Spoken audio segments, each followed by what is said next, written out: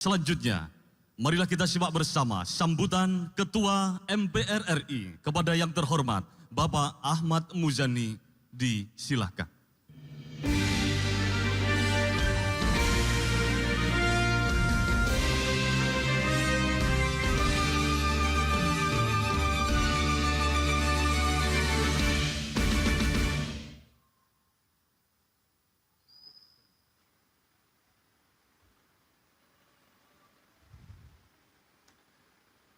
Bismillahirrahmanirrahim. Assalamualaikum warahmatullahi wabarakatuh.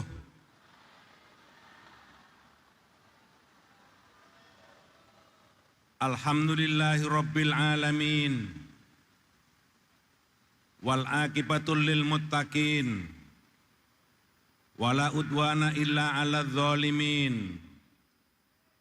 Wassalatu wassalamu ala asrafil anbiya'i wal mursalin Sayyidina wa habibina wa syafi'ina wa maulana Muhammad wa ala alihi wa sahbihi ajma'in. Yang kami hormati dan kami muliakan Rais Am, Pengurus Besar Nahdlatul Ulama Al-Mukarram Kiai Haji Miftahul Akhyar, para Wakil Rais Am, Khatib Am, dan para pengurus Suriah. Yang kami hormati para mustasyar,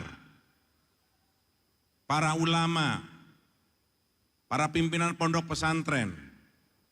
Yang kami hormati Ketua Umum Pengurus Besar Nahdlatul Ulama Al-Mukarram Kiai Haji Yahya Stakuf,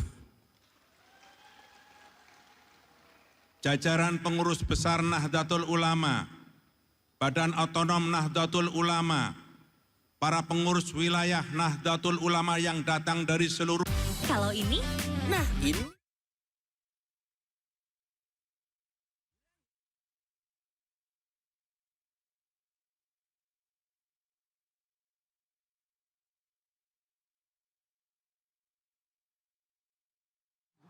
Kiai Haji Profesor Pratikno, Menteri Agama yang juga Imam Besar Nahdlatul Ulama, yang juga Imam Besar Masjid Istiqlal, Profesor Nazaruddin Umar, Kepala BRIN Profesor Arif Satria, Kiai Haji Ali Akbar Marbun, Kiai Haji Ahmad Said,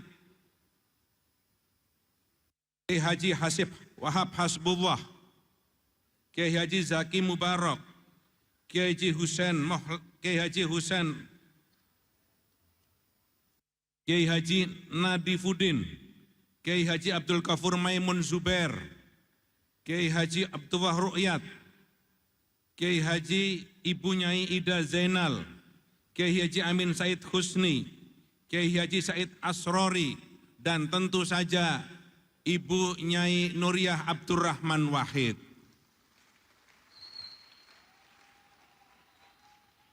Saudara-saudara yang saya hormati, hari ini Sabtu tanggal 31 Januari 2026, usia NU tepat 100 tahun.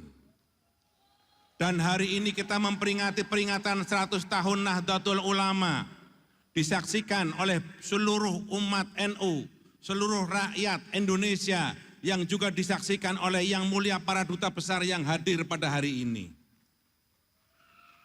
Hitungan Masehi, NU hari ini usianya 100 tahun, lebih tua dari Republik Indonesia yang baru akan memperingati 100 tahun nanti 2045, 19 tahun lagi. Pada saat usia NU berdiri, yakni tahun 2026, kondisi rakyat kita, bangsa kita dalam keadaan miskin, dalam keadaan tidak berpendidikan, dalam keadaan serba kekurangan.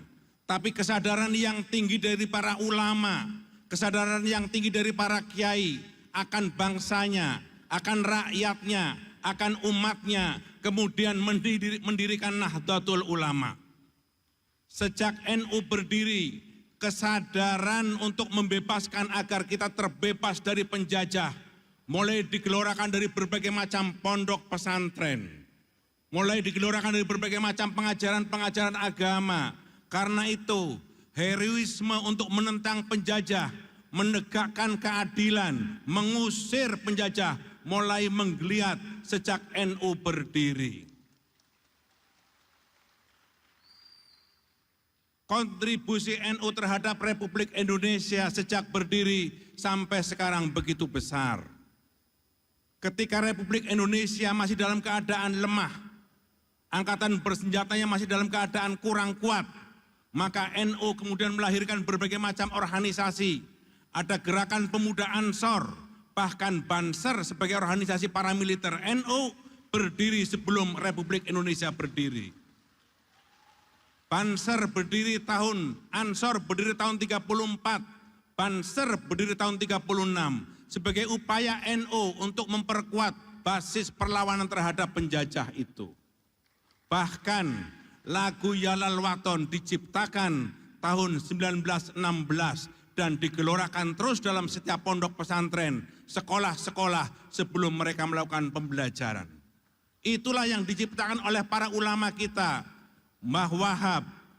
Itulah yang diciptakan oleh para ulama kita, Mbah Hashim. Itulah yang diciptakan oleh para ulama kita, para pemimpin pondok pesantren dalam menggelorakan bagaimana kita melawan penjajah. Apa tugas NU setelah Indonesia merdeka? Tugas NU kemudian tidak berhenti karena Indonesia merdeka. Tugas NU adalah mengisi kemerdekaan, menjaga Republik Indonesia, menjaga keutuhan, dan menjaga kebersamaan.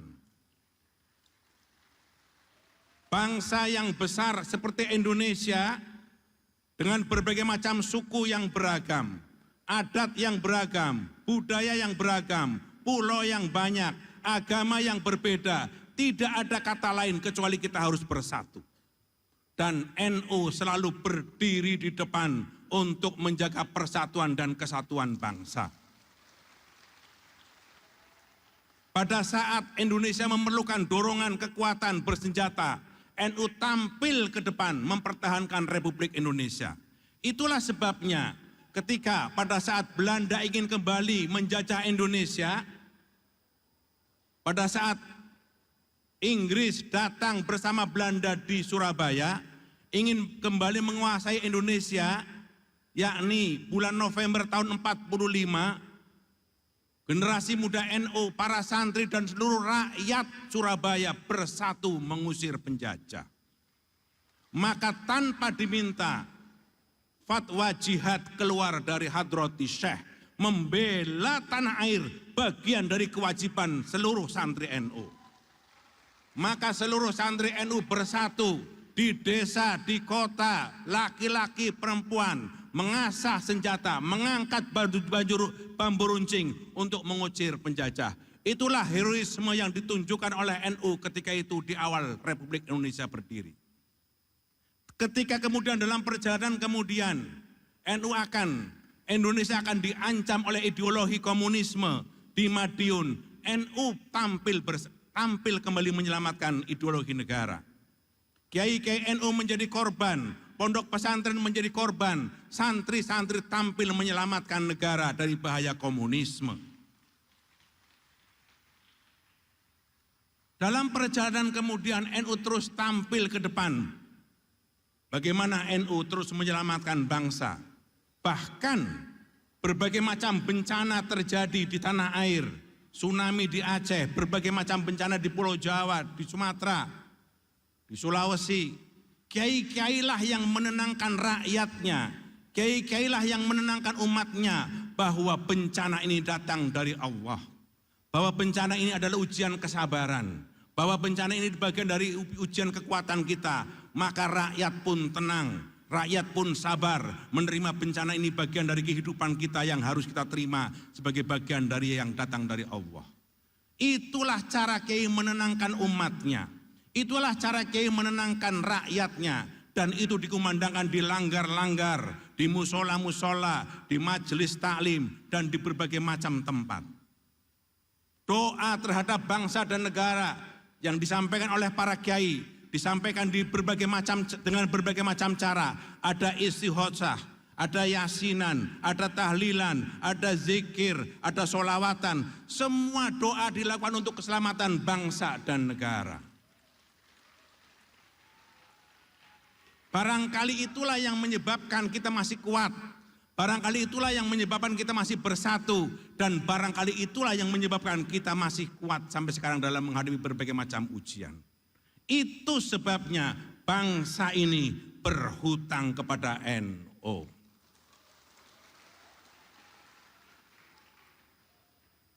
Saudara-saudara sekalian yang saya hormati, karena itu negara perlu NU kuat. Negara perlu NU kuat. Kenapa negara perlu NU kuat? Kalau NU kuat, Indonesia akan kuat. Bagaimana caranya NU kuat? NU kuat itu ada apabila jamiah NU itu kuat makan. NU kuat itu apabila jamaah NU itu sehat. NU kuat itu apabila jamaah NU itu kenyang. NU kuat itu apabila jamaah NU itu ada pekerjaan. NU kuat itu apabila jamaah NU itu dompetnya tebal.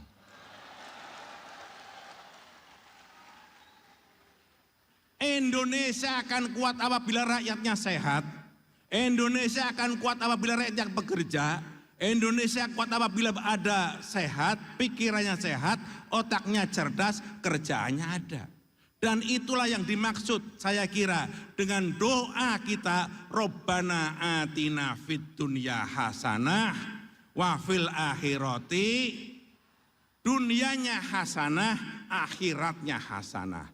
Itulah yang dikejar, yang diajarkan oleh para ulama kita, kiai-kiai kita, guru-guru kita, nyai-nyai kita di berbagai macam pondok pesantren.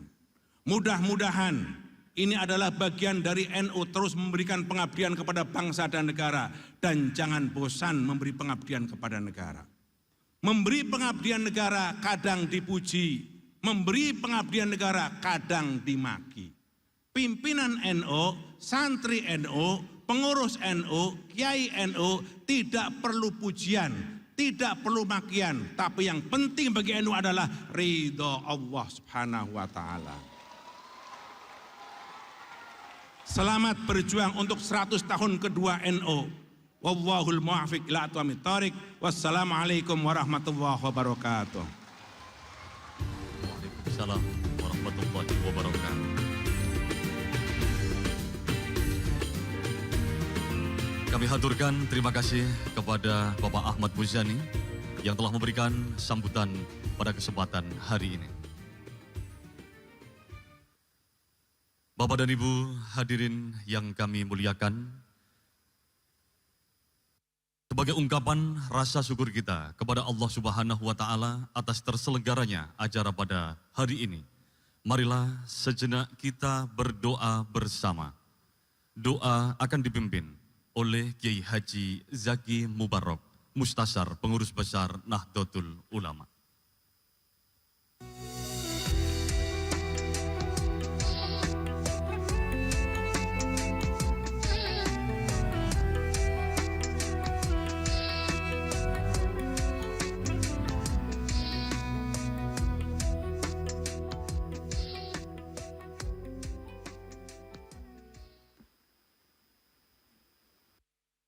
Assalamualaikum warahmatullahi wabarakatuh. Bismillahirrahmanirrahim.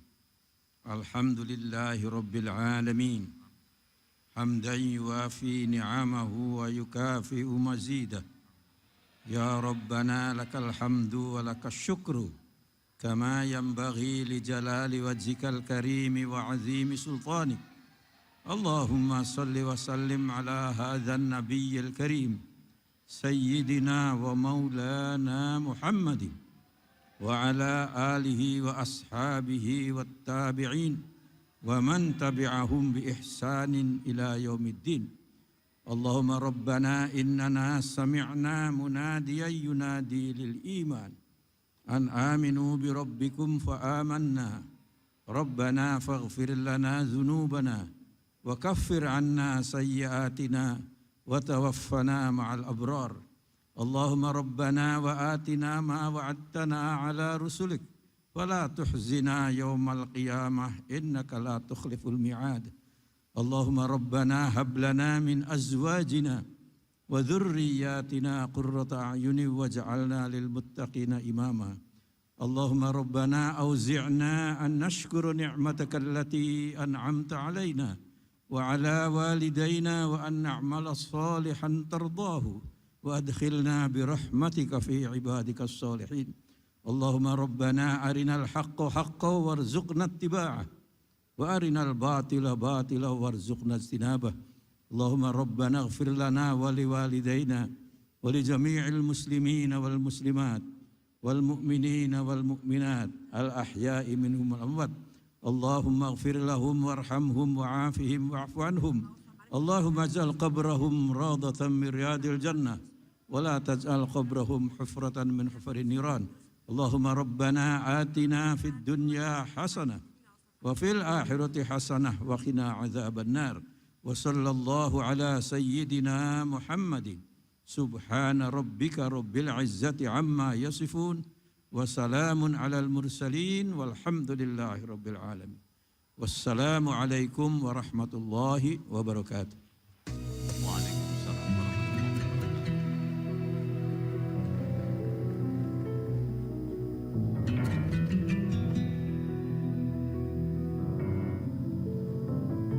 Kami haturkan terima kasih kepada Romo Kiai Haji Zaki Mubarak yang telah memimpin doa pada siang hari ini.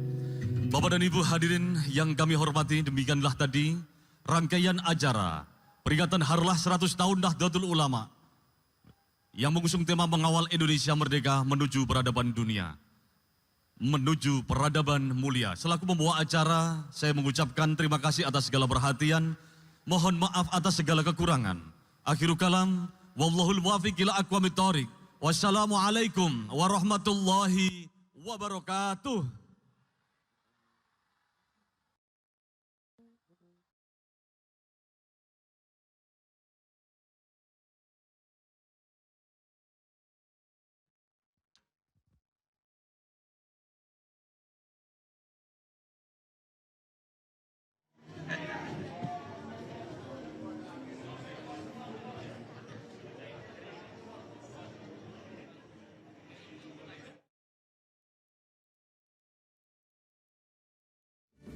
Subhanallah, Allahu Akbar, Maha suci Allah, Maha besar, hikmah yang mulia, Nahdlatul Ulama telah mencapai